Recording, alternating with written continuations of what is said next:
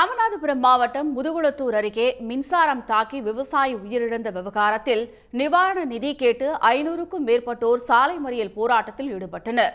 இதுபற்றிய மேலும் விவரங்களை தருகிறார் நமது செய்தியாளர் ராஜரத்தினம். ராஜரத்தினம், இந்த போராட்டம் தொடர்பான முழு விவரம். ராமநாதபுரம் மாவட்டம் முதுகுளத்தூர் அருகே மேலத்தூவல் கிருஷ்ணாபுரம் கிராமத்தைச் சேர்ந்தவர் சித்திரவேல். இவர் 3 மாதத்துக்கு முன்பு வெளிநாட்டிலிருந்து வந்தவர்.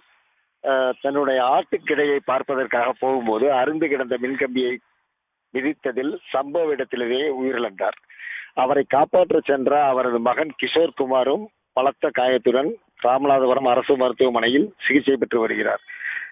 சித்திரவேல் இறந்த அன்றே முதுகுளத்தூரில் அவரோட உடலை வாங்காமல் அவருக்கு நிவாரண நிதியும் அவரது மனைவிக்கு சுமதிக்கு அரசு வேலையும் வழங்க வேண்டும் என கோரிக்கை வைத்தனர்.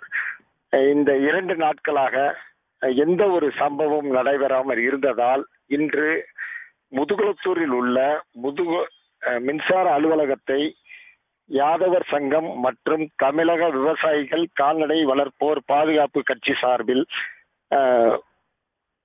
போராட்டம் நடத்தினர். அது திடீரென பஸ் மறியலாக மாறியது. பஸ் மறியல் ஆரம்பித்தவுடன் போலீசார் பேருந்துகளை மாற்றுப்பாதையில் செலுத்தியதால் முதுகுளத்தூர் ஆற்றுப்பாலம் அருகே பஸ் மறியலில் ஈடுபட ஆரம்பித்தனர்.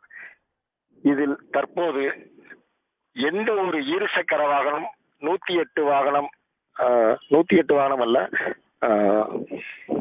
தமிழக அரசின் ஆம்புலன்ஸ் அதை கூட விடாமல் அப்பகுதியில் இப்போது போராட்டத்தில் ஈடுபட்டு வருகின்றனர். அரசாங்கம் சார்பில் 10 லட்சம் ரூபாய் பணம் தருகிறோம் என்று சொல்லியிருக்கிறார்கள். சுமதிக்கு தற்காலிக வேலை தருவதாக சொல்லியிருக்கிறார்கள். ஆனால் அதை மீறி அவர்கள் சுமதிக்கு நிரந்தர அரசாங்க வேலை வழங்க வேண்டும் என்ற ஒரே கோரிக்கையோடு தற்போது வரை போராட்டம் நடத்தி வருகின்றனர். கடந்த 2.5 மணி நேரமாக முதுகுளத்தூர் பரமக்குடி சாலை எந்த ஒரு வாகன போக்குவரத்தும், இருசக்கர வாகனம், சைக்கிள் கூட செல்ல முடியாத ஒரு நிலை உள்ளது. இது குறித்து போலீசார் பலகட்ட பேச்சுவார்த்தை நடத்தியும் இதுவரை எந்த ஒரு நடவடிக்கையும் எடுக்கப்படவில்லை.